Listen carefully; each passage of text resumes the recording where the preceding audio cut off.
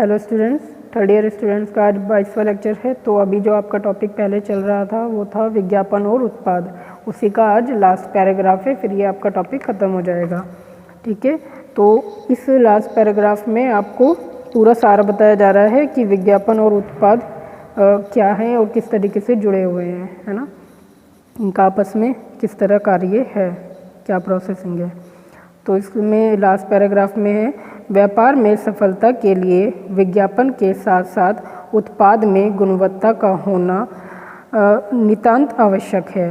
Means यहाँ पे जो गुणवत्ता है वो है आपकी क्वालिटी, और नितांत मीन्स हो गया आपका अत्यधिक, है ना। तो किसी भी व्यापार में सफलता के लिए, मतलब कोई भी अगर आप बिजनेस करते हैं या बिजनेस चल रहा होता है तो उसकी सफलता के लिए विज्ञापन के साथ साथ, मीन्स जैसे कि हमने ऊपर पढ़ा है कि विज्ञापन ज़रूरी होता है अपने प्रोडक्ट्स की जानकारियाँ देने के लिए या उनके गुण बताने के लिए। तो विज्ञापन के साथ साथ उत्पाद में जो गुणवत्ता होती है, मतलब उत्पाद की, किसी भी प्रोडक्ट की जो क्वालिटी होती है वो भी अत्यधिक आवश्यक होती है ना। क्योंकि जैसे कि मैंने पहले भी आपको पिछले पैराग्राफ में बताया था कि कोई भी प्रोडक्ट अगर गुणों से भरा नहीं है या गुणवत्ता वाला नहीं है तो वो आप उसकी कितने भी ऐड बना लो वो ज़्यादा नहीं चलेगा, है ना। तो आगे इसमें आकर्षक और अच्छी गुणवत्ता वाला उत्पाद ही उपभोक्ता के दिमाग में ब्रांड छवि बनाता है। मीन्स जो आकर्षक होता है, जो भी प्रोडक्ट आकर्षक होता है, मतलब कि बंदे को अपनी ओर आकर्षित करता है और अच्छी गुणवत्ता वाला होता है, अच्छी क्वालिटी वाला होता है, वो उस तरह की प्रोडक्ट ही उपभोक्ता के दिमाग में किसी भी, सपोज़ कीजिए आप क्लॉथ्स खरीद रहे हैं, आप कपड़े खरीद रहे हैं, चलिए यूज़ की चीज़ तो हो गई गुणवत्ता वाली, है ना। लेकिन जो आकर्षित हो गई उसमें यूज़ वाली चीज़ें तो क्या आकर्षित होंगी, देखने की चीज़ तो वो है नहीं। सपोज़ कीजिए आप कोई क्रीम यूज़ कर रहे हैं तो वो सिर्फ देखने की तो चीज़ नहीं है, वो तो यूज़ करने की चीज़ है, वो तो आपकी अलग तरीके की चीज़ हो गई, है ना। तो अब उसमें तो आप यही सोचेंगे कि यहाँ पे ये क्यों लिखा है कि आकर्षित और अच्छी गुणों वाली चीज़, गुणवत्ता वाली चीज़। तो इसलिए इनके दोनों के यहाँ पे दोनों ही चीज़ बातें लिखने के यही कारण है, क्योंकि एक चीज़ होती है, क्योंकि अगर कोई आप कपड़ा खरीद रहे हैं तो सिर्फ उसमें देखने का ही आकर्षण नहीं है, उसको यूज़ करने का भी है, उसमें दोनों ही चीज़ें हैं। लेकिन उसका मेन क्या होता है, देखने का। सबसे पहले उसको कपड़े को देख के सामने वाला बंदा आपके कपड़े को देख के आकर्षित होता है कि हाँ सुंदर कपड़ा लग रहा है ना। तो वो एक उसके लिए एक आकर्षक वर्ड यूज़ किया जा सकता है ना। तो इसलिए यहाँ पे दोनों चीज़ों को यूज़ किया गया है, ठीक है। तो दिमाग में ब्रांड की छवि के लिए इसलिए बोला गया है क्योंकि ब्रांड ऑटोमेटिकली उस नाम को कहते हैं जो ऑलरेडी बहुत अच्छे तरीके से यूज़ हो चुका है और पब्लिक की थिंकिंग में या पब्लिक के माइंड में अपनी एक जगह बना चुका है। वो अपने आप में ही एक ब्रांड का नाम बन जाता है। कोई भी ऐसा नाम, फिर चाहे वो अभी शुरू होए या बहुत पहले से चल रहा है, अगर कोई आप नई चीज़ भी कोई नए नाम के साथ ही लॉन्च करते हैं और वो आने वाले 4 या 5 साल तक बहुत अच्छे तरीके से चलती है, लगातार कंटिन्यू चलती है, पब्लिक को पसंद आती है, तो वो कुछ साल बाद अपने आप में ही एक ब्रांड बन जाता है, क्योंकि लोगों को ये ट्रस्ट हो जाता है कि ये इस कंपनी की, इस नाम की चीज़ें अच्छी ही होंगी, है ना। तो आगे है, यदि उपभोक्ता ब्रांड नाम और उत्पाद के उपयोग से होने वाले लाभ के बारे में जानता है तो उस उत्पाद को बेचना आसान हो जाता है। किसी भी उपभोक्ता के लिए यदि वो ब्रांड का नाम, मतलब कि किसी भी उसके लिए जो विक्रेता होते हैं, दुकानदार होते हैं, बेचने वाले, उनके लिए उस वस्तु को या उस सामान को बेचना बहुत आसान हो जाता है, थोड़ा सरल हो जाता है, जिसके बारे में उपभोक्ता ऑलरेडी जानता है एक ब्रांड के रूप में। मीन्स अगर कोई भी प्रोडक्ट या कोई भी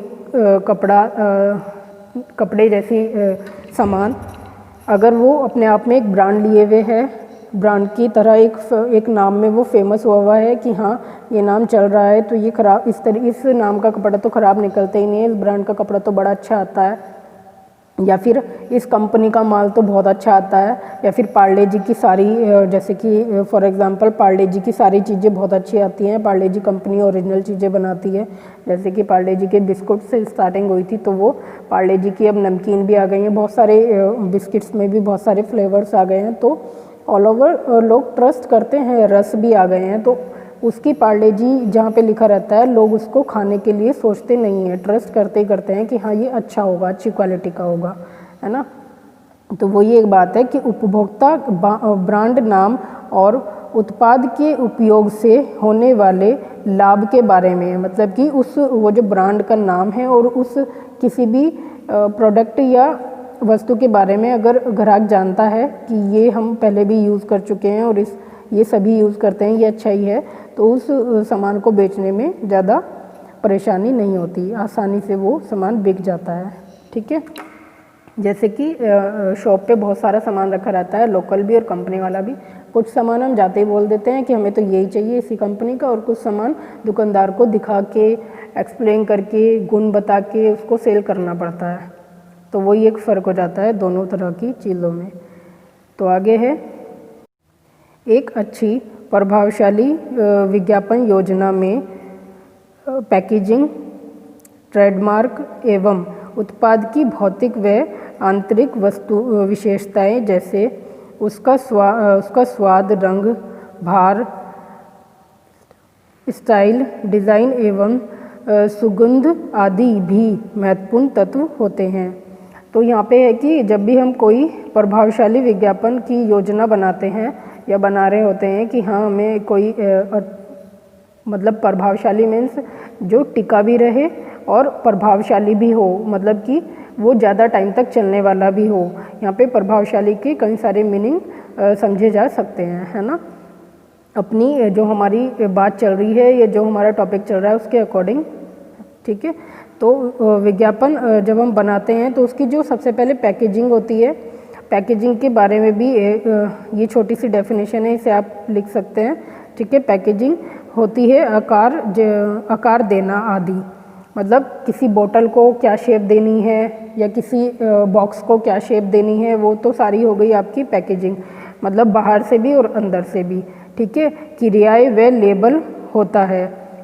तो पैकेजिंग जो होती है आकार देना आदि क्रियाएं व लेबल होता है। उसके पेपर और जो होता है कि उसकी जो ट्रेडमार्क होता है उसको अगर आप सर्च करते हैं तो एक तो उसके बारे में ऑनलाइन नेट के द्वारा भी आपको डिटेल पता लगती है उस प्रोडक्ट की, और एक होता है जो कि आपकी पैकेजिंग होती है उसके चारों तरफ जो लिखा रहता है उस प्रोडक्ट के बारे में कि इसमें क्या क्या गुण है, क्या क्या क्वालिटी है, ये कहाँ से बना है, कहाँ से छपा है, किस कंपनी ने बनाया है, ये किस शहर से है, किस देश से है। तो वो सारी डिटेलिंग जो लिखी रहती है वो कहाँ लिखी रहती है, पैकेजिंग पे, आपके मतलब पैकेजिंग के पे लिखी रहती है, लेकिन होता आपका ट्रेडमार्क है ना। एवं उत्पाद की भौतिक मीन्स जो कि हम यूज़ करते हैं, सांसारिक चीज़ें, यहाँ पे शरीर संबंधी चीज़ें भी आप उन्हें कह सकते हैं, है ना। और आत्मिक विशेषताएं जो कि आत्मा से जुड़ी होती हैं। जस्ट आप कह सकते हैं कि जैसे कोई चीज़ हमने यूज़ करी है या सपोज़ करिए कोई मिठाई हमने खाई है, तो हम उसे खाने के बाद कैसा फील कर रहे हैं, मतलब अंदर से हमें कैसी फीलिंग हो रही है उसे खाने के बाद, वो टेस्टी है नहीं है या कैसी है। या कोई कपड़ा हमने पहना है तो हमने अंदर से क्या फील किया है, वो गर्म है नहीं है, वो ठंडा है या सॉफ्ट है, मतलब वो होती है आंतरिक आपकी मतलब एक तरीके से जो कि फीलिंग्स होती हैं, है ना, किसी भी प्रोडक्ट के बारे में। या कोई भी सामान है जो भी हम यूज़ कर रहे हैं, फिर वो खाने पीने का हो या वैसा हो कि हमें सुंदर लग रहा है तो हमें खुशी हो रही है, ये चीज़ हमने लगाई है या ये चीज़ लगा के हमारा फेस अच्छा हो गया है, तो इस तरीके से वो होती हैं। जैसे कि उसका स्वाद हो गया, रंग हो गया, भार, स्टाइल, है ना, डिज़ाइन वगैरह, सुगंध आदि। ठीक है, भी महत्वपूर्ण तत्व होते हैं। उत्पाद का पैकेज, ब्रांड नाम, व्यवहारिक विशेषताएं और पैकेज के लेबल आदि भी उत्पाद के स्थायित्व को प्रभावित करते हैं। ठीक है। तो जब भी कोई पैकेजिंग हम बनाते हैं तो उसका जो ब्रांड होता है, उसका जो नाम होता है या वो हम किस नाम से बना रहे हैं। जैसे कि पार्ले जी वालों ने अब नई चीज़ें बनाई हैं तो ऑलरेडी उन्होंने नाम तो पार्ले जी ही दिया है ना, तो उन्हें पता है कि वो बिकेगा ही बिकेगा क्योंकि हमारा ऑलरेडी नाम है पार्ले जी का मार्केट में और पब्लिक की नज़रों में नाम है। मार्केट में तो वही नाम होगा ना जो पब्लिक की नज़रों में होगा, ठीक है। तो वही चीज़ है। और वैवाहिक विशेषताएं, जैसे कि वैवाहिक विशेषताओं की भी एक छोटी सी डेफिनेशन है, ये आप नोट कर लीजिए। वस्तुओं व सेवाओं का आदान प्रदान पर्याप्त विचार के लिए होता है। यह केवल लेन देन से पैसा बनाने की एक विधि है।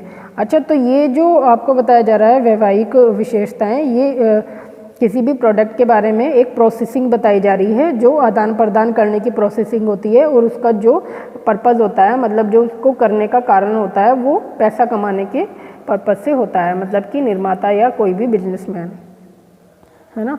तो क्योंकि वो ये सब काम इसीलिए कर रहे हैं ना क्योंकि उनको पैसा कमाना है और कमाते रहना है। तो और पैकेजिंग के लेबल आदि, मतलब कि पैकेजिंग के जो लेबल होते हैं जो जिन पे हम लिखते हैं, पैकेज हो गया उसकी शेप आकार वगैरह, और लेबल हो गया जिस पे जो बाहर से एक और कवर चढ़ाया जाता है जिस पे हम डिटेलिंग भी लिखते हैं। लिखते तो पैकेजिंग पे भी है लेकिन उसके ऊपर एक लेबल लगाते हैं। किसी भी डायरेक्ट तो नहीं छापते ना, प्रिंट नहीं करते ना, एक कागज़ टाइप कुछ लेबल लगाते हैं, उस पर फिर हम छापते हैं। तो उन सब चीज़ों के बारे में बता रहे हैं। उत्पाद के, तो ये सब चीज़ें भी उत्पाद को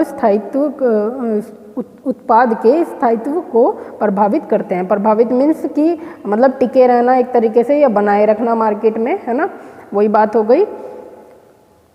यहाँ पे प्रभावित का मैंने पहले ही बताया है, 2-3 शब्दों में हम उसको समझ सकते हैं, अर्थों में। तो उत्पाद का स्थायित्व वही हो गया कि उसको जमाए रखना, है ना। स्थायित्व मतलब एक पोजीशन बनाए रखना एक तरीके से, ठीक है। तो ये आपका पूरा का पूरा पैराग्राफ यहाँ पे ख़त्म हो जाता है। तो विज्ञापन और उत्पाद की क्या आपस में कनेक्शन है वो इन्होंने पूरा आपको डिटेल में बता दिया है। तो ये आपका टॉपिक यहीं ख़त्म होता है। बाकी हम अपना जूम मीटिंग में इसको डिस्कस कर लेंगे। Okay students, take care.